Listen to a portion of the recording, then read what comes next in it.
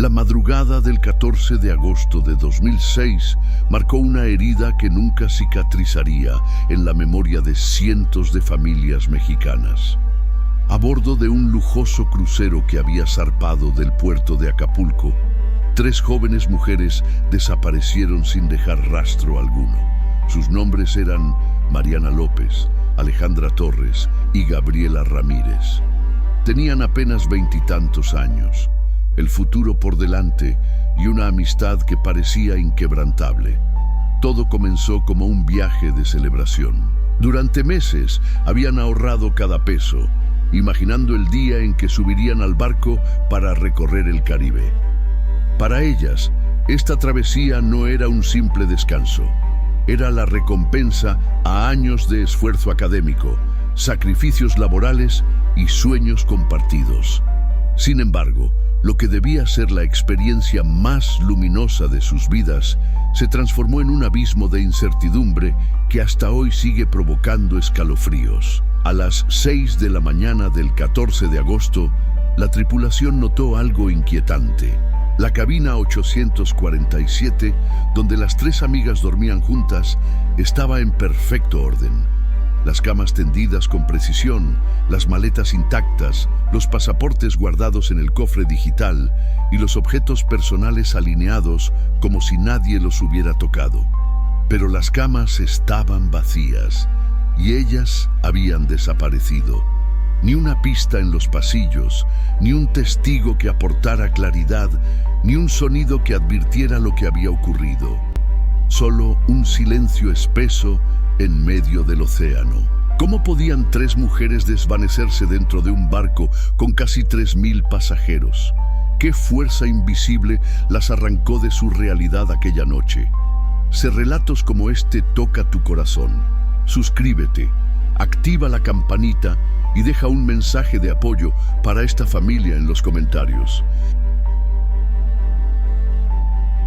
El 9 de agosto de 2006, el puerto de Acapulco hervía de turistas, maletas y risas nerviosas. Entre el bullicio, 3 jóvenes mexicanas caminaban juntas con paso firme, aunque la emoción se reflejaba en sus miradas. Mariana López, de 24 años, había conseguido una promoción en una agencia de publicidad de la Ciudad de México. Alejandra Torres, de 26, acababa de terminar una exigente especialización en administración en la Universidad Autónoma de Guadalajara, y Gabriela Ramírez, de 25, celebraba su reciente graduación en periodismo por la UNAM, junto con la oportunidad de iniciar prácticas en una reconocida televisora nacional. El crucero, una imponente embarcación de lujo que se alzaba como una ciudad flotante, parecía contener todas las promesas de descanso, glamour y aventura. Desde que lo planearon, 8 meses atrás, habían imaginado ese instante: dejar atrás la rutina, las cuentas y los sacrificios para entregarse a una semana de libertad absoluta. Sus familias las despidieron con abrazos y fotografías en el muelle, sin sospechar que esa sería la última vez que las verían con vida. Durante los primeros 4 días, todo se desarrolló como habían soñado. Fueron captadas por las cámaras de seguridad en múltiples ocasiones, tomando el sol junto a la piscina, riendo durante competencias organizadas por la tripulación y entrando puntualmente a cenar a las 7:30 en el elegante restaurante principal. A menudo participaban en las fiestas temáticas que llenaban de música tropical los pasillos del barco y bailaban hasta entrada la madrugada con la energía de quienes sienten que el mundo está a sus pies. Sin embargo, en medio de tanta euforia colectiva, algo comenzó a llamar la atención. Otros pasajeros recordarían después que, hacia el 4.º día, las 3 jóvenes parecían menos expansivas. Ya no reían tanto, se mostraban más serias en los pasillos y, aunque seguían juntas, daban la impresión de estar distraídas. Un grupo de turistas dijo haberlas visto en la cubierta superior conversando con 3 hombres argentinos, un encuentro que parecía amistoso, pero que dejó una sensación incómoda en quienes lo presenciaron. Nadie lo tomó en serio en aquel momento, y mucho menos imaginaban que ese detalle cobraría una relevancia perturbadora días más tarde. Las tres amigas pasaban sus tardes en la cabina 847, un espacio elegante en el 8º piso con vista parcial al océano. Allí, entre conversaciones íntimas y planes para el futuro, solían hablar de cómo ese viaje representaba el inicio de una nueva etapa para cada una. La habitación guardaba sus sueños y sus pertenencias, organizadas con meticulosidad. Ropa planchada, cosméticos alineados en el baño, cámaras digitales listas para capturar cada momento. Era un lugar que respiraba entusiasmo y juventud. Lo que nadie imaginaba era que esa cabina, símbolo de confianza y de descanso, se convertiría pronto en la pieza central de un misterio que estremecería no solo a sus familias, sino a todo un país.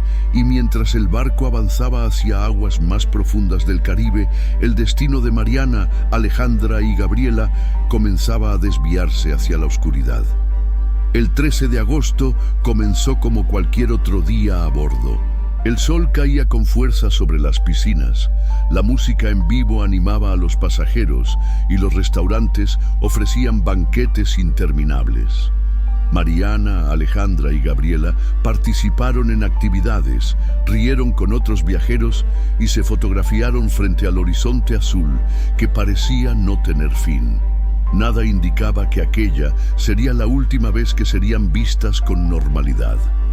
Al caer la noche, se vistieron con colores vivos. Según recordaron varios testigos, parecían emocionadas por asistir a la fiesta latina programada en la pista de baile del barco. A las 23:47, las cámaras de seguridad registraron a las tres caminando juntas hacia la cubierta superior. Sonreían, gesticulaban con entusiasmo y uno de los guardias comentó después que incluso bromeaban sobre no querer dormir para aprovechar cada instante. Esa fue la última imagen de ellas con vida. Un dato inquietante emergió durante la investigación. Minutos antes, alrededor de las 23:30, varios pasajeros recordaron haber visto a las tres amigas en los pasillos cercanos a los ascensores, conversando con tres hombres argentinos. Aquella área del barco estaba débilmente iluminada y, de manera inexplicable, no contaba con cámaras de seguridad. Era uno de los pocos puntos ciegos en un navío que presumía tener vigilancia de alta tecnología en cada esquina. Nadie prestó atención en ese momento. Parecía una charla casual, pero con el tiempo, ese encuentro se convertiría en el eje de todas las sospechas. Esa noche, la pista de baile rebosaba de música, luces y ruido. Sin embargo, ninguno de los asistentes pudo asegurar con certeza haberlas visto dentro del salón después de cruzar la puerta. Es como si hubieran desaparecido en los pocos metros que separaban el pasillo del bullicio. Los archivos de las cámaras posteriores muestran a decenas de pasajeros entrando y saliendo, pero no a ellas. La madrugada avanzó y el barco continuó su curso. Nadie notó su ausencia de inmediato. En un crucero tan grande, era normal que algunos se quedaran despiertos en los bares o conversando en cubiertas exteriores. Fue recién al amanecer que la alarma se encendería. Pero esa noche, en el silencio del mar y bajo un cielo estrellado, algo ocurrió en los pasillos del crucero que cambiaría para siempre la vida de tres familias. Y mientras la última grabación mostraba a Mariana, Alejandra y Gabriela caminando hacia un lugar del que jamás regresarían, quedaba suspendida la pregunta que todavía atormenta hasta hoy. ¿Qué sucedió en esos minutos invisibles para las cámaras? Si quieres descubrir cómo este misterio estremeció a todo un país y por qué las familias siguen luchando después de tantos años, quédate hasta el final, porque cada detalle revelado hará más difícil apartar la mirada. La mañana del 14 de agosto comenzó con un amanecer sereno sobre el Caribe. El sol iluminaba la superficie del mar como si nada extraordinario hubiese ocurrido. Pero a bordo, en el 8º piso del crucero, La rutina diaria de limpieza revelaría una escena perturbadora. A las 6 en punto, una camarera mexicana asignada al pasillo de las suites tocó la puerta de la cabina 847. Nadie respondió. Golpeó de nuevo, esperó unos segundos y finalmente abrió con su llave maestra. Lo que encontró dentro quedó grabado en su memoria para siempre. Las 3 camas estaban impecables, perfectamente tendidas, como si nunca hubieran sido usadas esa noche. Los pasaportes seguían guardados en el cofre digital. Las bolsas descansaban sobre la mesa de mármol. Los cosméticos alineados en el baño brillaban bajo la luz artificial. Todo en orden, todo intacto, pero faltaba lo esencial: Mariana, Alejandra y Gabriela. Alarmada, la trabajadora avisó de inmediato a su supervisora, quien confirmó lo insólito. El reporte llegó rápidamente a la oficina de seguridad del barco. Al revisar los registros electrónicos, confirmaron que ninguna de las tarjetas de acceso de las jóvenes había sido utilizada para entrar a la cabina después de la medianoche. Era como si hubieran desaparecido entre el pasillo y la fiesta, sin regresar jamás. El desconcierto se extendió entre los tripulantes. Algunos pensaron en un retraso. Quizás habían pasado la noche en otra cabina con amigos. Otros imaginaron que podrían seguir en la cubierta, disfrutando de la madrugada. Pero conforme las horas avanzaban y nadie lograba encontrarlas en ninguna parte del navío, la preocupación se transformó en miedo palpable. La familia de Mariana, que esperaba su llamada diaria desde la Ciudad de México, notó la ausencia con inquietud. Ella había prometido comunicarse en cada puerto. Lo mismo ocurrió con la madre de Alejandra en Guadalajara y con el padre de Gabriela en Monterrey. Ninguna llamada, ningún mensaje, ningún rastro. Mientras la tripulación comenzaba a buscar discretamente en las áreas comunes, algunos pasajeros comentaban haber sentido un ambiente extraño en los pasillos esa madrugada.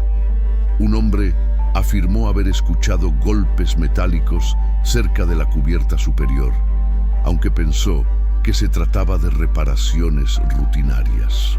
Una pareja mencionó ruidos sofocados, como discusiones apagadas por el viento. Ninguna de esas observaciones fue tomada en serio de inmediato. El capitán Giuseppe Martorelli, un veterano con más de 30 años en alta mar, recibió el reporte a media mañana. Ordenó que se verificaran las zonas principales del barco, aunque aún sin declarar oficialmente la desaparición. Ese retraso en la respuesta se convertiría más adelante en una de las críticas más duras de las familias. En ese momento, sin embargo, el navío avanzaba majestuoso hacia el siguiente destino turístico. La música sonaba, las actividades continuaban y la mayoría de los casi 3.000 pasajeros desconocía lo que acababa de ocurrir. Solo unos pocos sabían que 3 jóvenes habían desaparecido sin explicación y que el misterio apenas comenzaba. El mediodía del 14 de agosto, el capitán Giuseppe Martorelli dio la orden de iniciar una revisión exhaustiva del crucero. La noticia del posible extravío de 3 pasajeras corría ya entre algunos miembros de la tripulación, pero aún no se había hecho pública. El objetivo era claro: encontrarlas antes de que el rumor se desatara y el pánico contaminara a los casi 3.000 turistas a bordo. Equipos de seguridad comenzaron a recorrer cada rincón de la embarcación. Revisaron los pasillos de los camarotes, las cocinas industriales, donde decenas de trabajadores preparaban comidas sin descanso, los almacenes de víveres refrigerados y hasta los ductos de ventilación. El ruido metálico de las puertas al abrirse se mezclaba con el zumbido constante de las máquinas, creando un ambiente opresivo que aumentaba la tensión entre quienes participaban en la búsqueda. En los salones de entretenimiento, los trabajadores inspeccionaban cada butaca, cada rincón detrás de los escenarios. En la lavandería industrial, las montañas de ropa eran revisadas pieza por pieza en busca de cualquier indicio. Los buzos del navío descendieron para inspeccionar el casco desde el exterior, buscando señales de algún accidente. Nada. Ni un objeto, ni una prenda, ni un rastro. Mientras tanto, algunos pasajeros comenzaron a percibir movimientos inusuales. Guardias que subían y bajaban apresurados, empleados que susurraban entre ellos y accesos a ciertas áreas que de repente eran restringidos. Lo que al principio era apenas un murmullo se convirtió en sospecha. Algo grave estaba ocurriendo. Ese mismo día, varias personas declararon haber escuchado sonidos extraños la noche anterior en la cubierta superior. Un matrimonio afirmó que alrededor de la medianoche distinguió voces femeninas en tono de discusión, seguidas de un golpe fuerte contra una superficie metálica. Otra pasajera recordó haber visto a 3 hombres en evidente estado de ebriedad caminando nerviosos por los corredores poco después de la hora señalada. Sin embargo, la seguridad del barco minimizó esos comentarios, atribuyéndolos al bullicio normal de una fiesta. El capitán Martorelli enfrentaba un dilema complejo: mantener la calma de los pasajeros o activar de inmediato los protocolos internacionales de desaparición. Decidió en un inicio contener la información, pero el silencio solo alimentó la inquietud. Cuando los primeros rumores llegaron a las familias que viajaban con niños, la atmósfera de vacaciones comenzó a transformarse en un clima de miedo contenido. Para la tripulación, la sensación era desconcertante. El barco había sido inspeccionado de arriba a abajo, pero Mariana, Alejandra y Gabriela seguían sin aparecer. No había señales de lucha en su cabina, ni testigos que confirmaran qué pasó después de que cruzaron hacia la pista de baile. Era como si el mar, implacable y silencioso, las hubiera absorbido en un instante. Lo que nadie sabía en ese momento es que entre los empleados del crucero había alguien que había visto algo crucial aquella noche, pero guardaba silencio por temor a perderlo todo. Pasaron 3 días de incertidumbre. El crucero ya había atracado en Belice y la noticia del misterio se había convertido en un secreto a voces entre los pasajeros. Las familias exigían respuestas, los tripulantes lucían agotados por los interrogatorios y el capitán Martorelli enfrentaba la presión de las autoridades portuarias. Fue entonces cuando un trabajador del barco decidió romper el silencio. Se trataba de Roberto Santos, un camarero filipino con más de 15 años de servicio en la compañía. Tenía fama de ser disciplinado, puntual y discreto. Al principio dudó en hablar. Temía perder su empleo, ser deportado o enfrentar represalias. Pero la conciencia lo consumía. Lo que había visto aquella noche podía ser la clave del enigma. Finalmente, se presentó ante las autoridades y relató lo que había presenciado. Según su declaración, alrededor de las 23:30 del 13 de agosto, había pasado por el área de los ascensores en la cubierta superior. Allí observó a las 3 jóvenes mexicanas conversando con 3 hombres argentinos. Al inicio parecía una charla normal, pero pronto notó que el tono se volvía hostil. Los hombres, aparentemente bajo los efectos del alcohol, lanzaban comentarios subidos de tono, algunos de carácter sexual.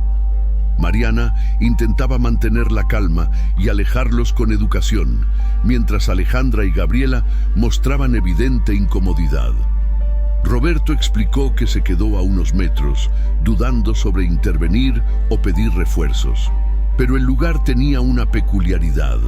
Era una de las pocas zonas del barco sin cobertura de cámaras de seguridad. El pasillo estaba mal iluminado y el ruido de la música proveniente de la fiesta hacía difícil que alguien escuchara lo que sucedía. La escena duró apenas unos minutos, pero bastó para que el camarero percibiera tensión. Temiendo que su testimonio no fuera suficiente, cayó en ese momento. Sin embargo, después del creciente revuelo y al ver el sufrimiento de las familias, decidió hablar. Su relato coincidía con varios rumores escuchados entre pasajeros que afirmaban haber visto a las chicas cerca de los ascensores antes de desaparecer. Las autoridades se aferraron a esa pista. De inmediato, identificaron a los 3 argentinos señalados: Diego Herrera, empresario de Buenos Aires; Matías Aguado, abogado tributario; y Fernando Silva, publicista en una agencia internacional. Los 3 viajaban juntos, alojados en camarotes de lujo muy cerca del de las mexicanas. Una coincidencia que levantó aún más sospechas. Al ser interrogados, negaron cualquier interacción significativa con las jóvenes. Dijeron haber pasado la noche en el casino jugando y bebiendo.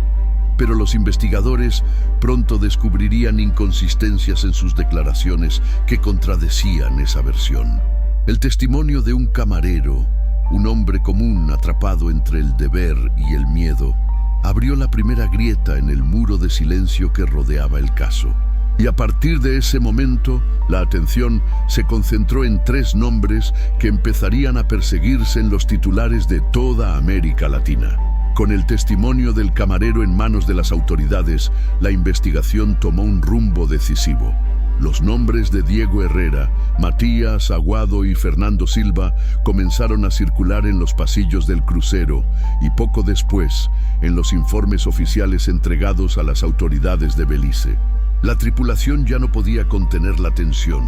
3 pasajeros argentinos, jóvenes, con dinero y alojados en camarotes de lujo, estaban en el centro de las sospechas. En sus primeras declaraciones, los 3 insistieron en que no tenían nada que ver con la desaparición de las mexicanas. Aseguraron que pasaron la noche completa en el casino, bebiendo y jugando a las máquinas tragamonedas. Pero cuando los investigadores revisaron los registros electrónicos del sistema, detectaron contradicciones. Los archivos mostraban que Diego había usado su tarjeta en una máquina entre las 21:45 y las 22:30. Después de ese horario, no había rastro de actividad. Matías declaró haber perdido misteriosamente su tarjeta de acceso al camarote, pero el personal de recepción confirmó que nunca solicitó reposición. Fernando presentó recibos de bebidas del bar principal, aunque los horarios registrados no coincidían con el periodo crítico de la medianoche. A la mañana siguiente de la desaparición, los 3 solicitaron de manera urgente el servicio exprés de lavandería. Los trabajadores de ese sector declararon que fue inusual. La mayoría de los pasajeros prefería llevarse la ropa sucia de vuelta a casa en lugar de pagar un servicio costoso justo antes de desembarcar. Cuando las prendas fueron analizadas, los forenses encontraron pequeñas trazas de agua salada. La contradicción era evidente. Ninguno de ellos había participado en actividades acuáticas durante el viaje. La situación se volvió más inquietante cuando los investigadores revisaron los registros telefónicos. A las 2:15 de la madrugada, Diego realizó una llamada de 47 minutos a Buenos Aires. Según él, había hablado con su novia sobre asuntos personales sin importancia. Sin embargo, cuando ella fue contactada, aseguró que lo notó nervioso, evasivo, y que colgó bruscamente al preguntarle cómo estaba resultando el viaje. A medida que estos hallazgos salían a la luz, los pasajeros comenzaron a hablar entre ellos. Algunos recordaron haber visto a los 3 argentinos caminando nerviosos por los pasillos cerca de los ascensores, justo en la franja horaria en que las mexicanas desaparecieron. Otros los describieron alterados, discutiendo entre sí. Nada de eso coincidía con la imagen de tranquilidad que intentaban proyectar en sus declaraciones. Para las familias de Mariana, Alejandra y Gabriela, las inconsistencias confirmaban lo que temían. Algo había ocurrido en la cubierta superior y los responsables estaban frente a todos. Sin embargo, sin cuerpos ni pruebas directas, la investigación se enfrentaba a un abismo jurídico difícil de sortear. La tensión crecía no solo dentro del barco, sino también entre las autoridades mexicanas, argentinas y caribeñas. Y mientras los acusados defendían su inocencia, las familias comenzaban a comprender que encontrar la verdad no sería suficiente. Habría que luchar contra el tiempo, la burocracia y las sombras de un sistema que parecía proteger más a los acusados que a las víctimas. La revelación sobre los 3 argentinos coincidió con un creciente malestar entre los pasajeros y las familias de las jóvenes. El crucero, que había zarpado de Acapulco con ambiente festivo, se había transformado en un espacio cargado de sospechas, miradas desconfiadas y conversaciones en voz baja. Pero lo que más indignaba a quienes exigían respuestas eran las fallas cometidas en las primeras horas críticas después del amanecer del 14 de agosto. El capitán Martorelli, presionado por la compañía naviera, había decidido retrasar la notificación oficial a las autoridades marítimas. La búsqueda inicial se limitó a las áreas comunes y a los camarotes cercanos, mientras el barco continuaba su ruta turística. No fue hasta varias horas más tarde que se activaron los protocolos internacionales de desaparición. Ese tiempo perdido fue clave. Expertos en seguridad coincidirían después en que las posibilidades de rescatar con vida a alguien disminuyen drásticamente cuando las primeras 12 horas se desperdician. Los familiares de Mariana, Alejandra y Gabriela, que viajaron de inmediato al Caribe, denunciaron que la tripulación no les informó a tiempo sobre los detalles del caso. Algunos pasajeros recordaron que se les pidió mantener la calma y no comentar nada fuera de lugar para evitar pánico colectivo. Esa política de silencio solo incrementó la desconfianza. En México, la noticia explotó en los medios nacionales. Programas de televisión, periódicos y estaciones de radio cubrían cada detalle. Las imágenes de las 3 jóvenes sonriendo en el muelle antes de embarcar se repetían una y otra vez, contrastando con el misterio de su ausencia. La opinión pública se dividió. Algunos culpaban a la naviera por encubrimiento, otros sospechaban de la tripulación y un sector comenzaba a señalar directamente a los 3 argentinos como los principales responsables. La empresa del crucero, por su parte, insistía en que estaba colaborando al máximo, aunque detrás de las declaraciones oficiales existía un claro interés en proteger su reputación internacional. El turismo era su negocio principal y admitir fallas graves podía representar pérdidas millonarias. Esa tensión entre la búsqueda de justicia y la protección de la marca fue evidente en cada paso. Mientras tanto, en los pasillos del barco, el miedo crecía. Familias con niños pequeños evitaban dejar a los menores solos en cualquier actividad. Grupos de amigos que antes se separaban para explorar distintas áreas comenzaron a moverse siempre juntos. Parejas dejaron de pasear por la cubierta de noche. El ambiente, que había sido de relajación, se volvió de sospecha y ansiedad. Los retrasos en la investigación no solo dificultaron el hallazgo de pruebas, sino que también dieron margen para que posibles culpables se deshicieran de evidencia comprometedora. Cada minuto que pasaba se transformaba en una herida para los padres que exigían saber qué había ocurrido con sus hijas. La indignación alcanzaba tal nivel que algunos familiares amenazaron con demandar a la compañía si no se entregaban resultados claros. Y en medio de ese escenario de errores, omisiones y sospechas, un descubrimiento tecnológico inesperado cambiaría nuevamente el curso de la investigación. Cuando la investigación parecía estancada en declaraciones contradictorias y acusaciones cruzadas, un hallazgo inesperado devolvió impulso al caso. Los peritos que habían recibido los teléfonos celulares de Mariana, Alejandra y Gabriela descubrieron que, aunque los aparatos no podían conectarse a redes móviles en alta mar, sí registraban intentos de sincronización con satélites y torres costeras lejanas. Esos datos, invisibles para un usuario común, guardaban información precisa sobre la ubicación y el movimiento de los dispositivos. El análisis reveló un patrón inquietante. Los 3 celulares se mantuvieron activos hasta las 00:15 de la madrugada del 14 de agosto. A esa hora exacta, dejaron de emitir cualquier señal, como si hubieran sido apagados de manera simultánea o dañados de forma repentina. No fue un apagado casual. Los 3 aparatos se movieron juntos desde la zona central del barco hacia una de las laterales menos concurridas. Ese recorrido coincidía con el testimonio del camarero que los había visto discutiendo con los argentinos cerca de los ascensores. Los investigadores concluyeron que las jóvenes fueron conducidas, voluntaria o involuntariamente, hasta esa sección del crucero. Lo más perturbador era la conclusión posterior.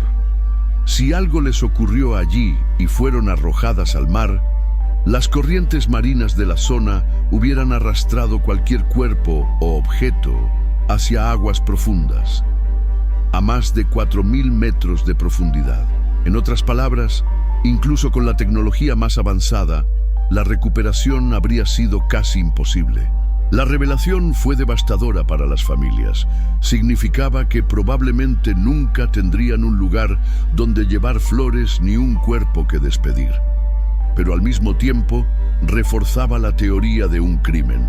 Era prácticamente imposible que 3 mujeres cayeran al océano de manera accidental y al mismo tiempo. La noticia también generó indignación en México. Los noticieros presentaban gráficos con los recorridos digitales de los celulares y expertos en criminología explicaban a detalle cómo esa coincidencia reforzaba la hipótesis de homicidio. Para la opinión pública, el hallazgo confirmaba lo que muchos sospechaban. Alguien las había llevado hasta la parte aislada del barco y después había decidido desaparecerlas para siempre en el mar. La defensa de los argentinos intentó restar valor a esos datos, alegando que los sistemas podían fallar y que no existía prueba directa de violencia. Pero la sincronización exacta de los 3 aparatos, apagándose al mismo tiempo, era un argumento demasiado contundente. Incluso las autoridades de Belice lo consideraron un indicio crítico que apuntaba hacia la responsabilidad humana. La presión sobre los acusados aumentó. Ya no se trataba solo de contradicciones en sus testimonios o rastros de agua en su ropa. Ahora había una línea tecnológica que dibujaba el último recorrido de las víctimas. El mar seguía guardando silencio, pero los dispositivos, convertidos en testigos mudos, habían comenzado a hablar. Y mientras la evidencia digital se acumulaba, el caso escalaba a un terreno aún más complejo. Un juicio internacional donde se enfrentarían países, abogados y diplomacias bajo la mirada atenta de todo un continente. La investigación desembocó en un escenario inevitable, un juicio internacional sin precedentes. Como el crucero había atracado en Belice inmediatamente después de la desaparición, ese país asumió la jurisdicción inicial, aunque México y Argentina exigían tener voz en el proceso. Desde el primer día, las tensiones diplomáticas fueron evidentes. La Cancillería mexicana presionaba para que los acusados enfrentaran penas ejemplares, mientras que las autoridades argentinas denunciaban una supuesta persecución sin pruebas contundentes. El proceso comenzó con audiencias preliminares en un tribunal de Belice, abarrotado de periodistas, diplomáticos y familiares de las 3 mexicanas. El rostro de los acusados, Diego Herrera, Matías Aguado y Fernando Silva, aparecía en todos los noticieros. Cada movimiento, cada gesto, era analizado con lupa. Sus abogados insistían en que no había cuerpos ni pruebas directas de homicidio, solo indicios circunstanciales. La Fiscalía, en cambio, presentó un mosaico de evidencias que pieza a pieza construía un relato inquietante, el testimonio del camarero que los vio discutiendo con las jóvenes en un punto ciego del barco. Las contradicciones en los registros del casino y del bar, los rastros de agua salada encontrados en la ropa enviada a lavandería, la llamada sospechosa de 47 minutos a Buenos Aires realizada en plena madrugada. Y, sobre todo, el análisis tecnológico de los celulares apagados simultáneamente en la zona lateral del crucero. Los abogados defensores contraatacaron con agresividad.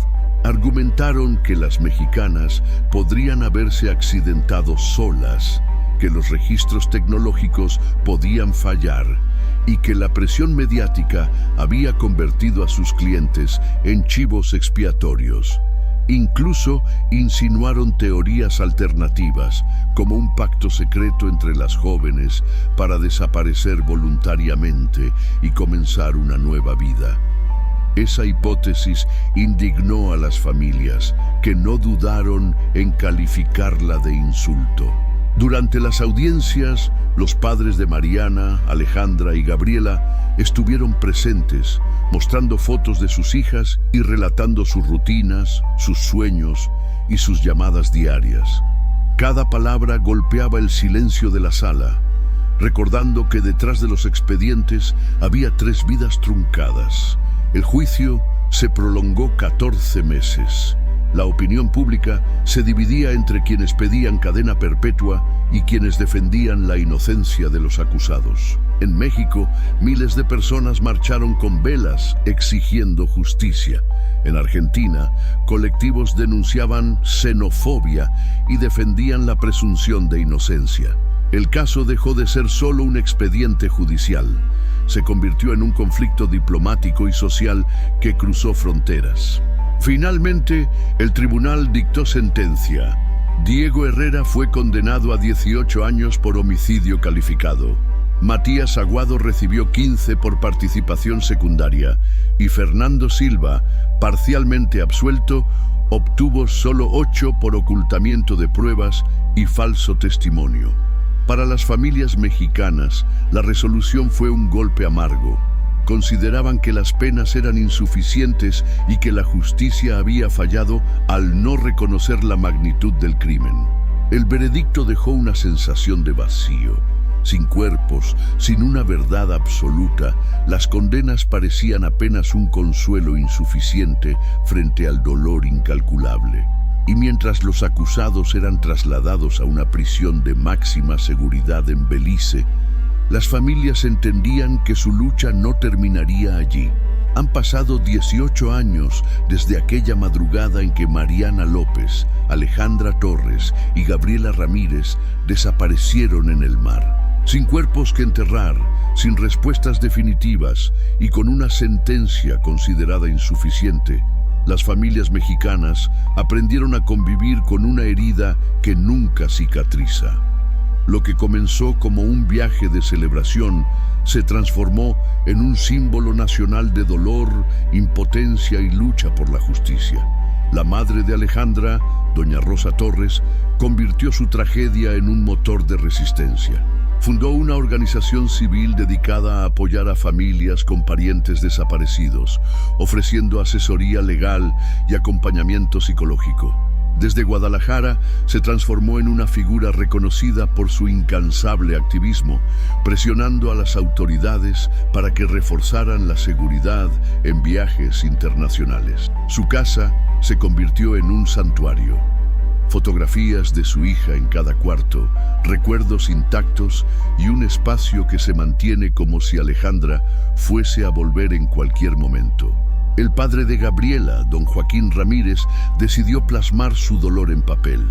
Escribió un libro donde relata paso a paso el caso, mezclando documentos oficiales, testimonios y recuerdos personales.